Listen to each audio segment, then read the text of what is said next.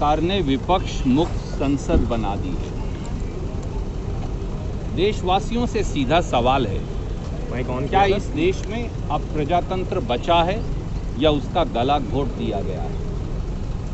देश की मोदी सरकार, भाजपा सरकार द्वारा देश के संविधान पर हमला बोला जा रहा है, प्रजातंत्र को रौंदा जा रहा है, संसदीय मर्यादाओं को बुलडोजर के नीचे कुचला जा रहा है।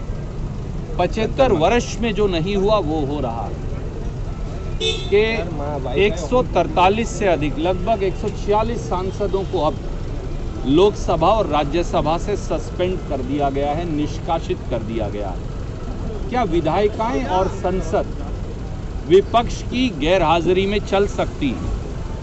फिर संसद की जरूरत ही क्या है? प्रधानमंत्री कार्यालय में चला लीजिए अगर एक व्यक्ति को ही निर्णय करना है। तो इस देश के प्रजातंत्र पर भाजपाइयों द्वारा, भाजपा की सरकार द्वारा हमला जो बोला गया है, उसके विरोध में खड़गे साहब, राहुल गांधी जी, विपक्ष के समूचे दल आज विरोध प्रदर्शन पर हैं। क्योंकि सवाल भाजपा या कांग्रेस का नहीं, सवाल इंडिया अलायंस और एनडीए का नहीं, सवाल इस देश में प्रजातंत्र को बचाने का है। और प्रजातंत्र को बचाने की इस लड़ाई में हम सब इकट्ठे हैं, क्योंकि ये हमारा नहीं, 140 करोड़ देशवासियों के भविष्य का प्रश्न है। प्रताप सभा पर अभी तक कोई कार्रवाई नहीं हुई है। 143 सांसद बाहर कर देंगे, लेकिन उनसे पूछताछ भी नहीं हुई है। तो दिल्ली पुलिस से पूछताछ करनी है। क्या बृजभूषण सिंह पर कार्रवाई हुई, जो पहलवान बेटियों के यौन शोषण का आरोपी है? नहीं। क्या प्रताप सिम्हा पर कार्रवाई हुई, जिसके दस्तखत किए हुए पास पर वो सारे आरोपी संसद में आए थे? क्या सेनगर पर जो भाजपा के नेता हैं उन पर कार्रवाई हुई, जिन पर एक दलित बेटी के साथ अनाचार का आरोप था? क्या कठुआ के भाजपा नेताओं पर कार्रवाई हुई, जिनके ऊपर आरोप था वहां पर भी यौन शोषण का?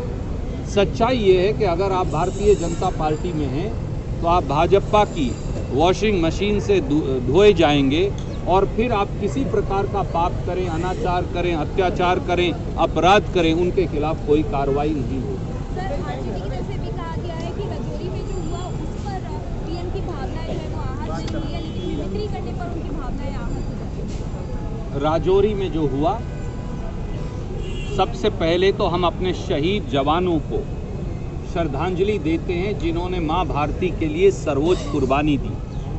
भारतीय राष्ट्रीय कांग्रेस की ओर से उनके पूरे परिवार को हमारी हार्दिक संवेदनाएं, और हम उन्हें केवल ये कहेंगे, परिवार की बहन बेटियों को, बच्चों को, बुजुर्गों को, कि हमारे उन जवानों की कुर्बानी व्यर्थ नहीं जाएगी।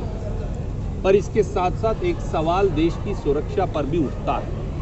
एक तरफ मोदी सरकार और गृह मंत्री और रक्षा मंत्री कहते हैं कि देश में अब उग्रवाद की कोई घटना नहीं, और दूसरी तरफ आए दिन इस प्रकार की घटनाएं हो रही हैं। इसका जवाब भी मोदी सरकार को देना चाहिए। धन्यवाद।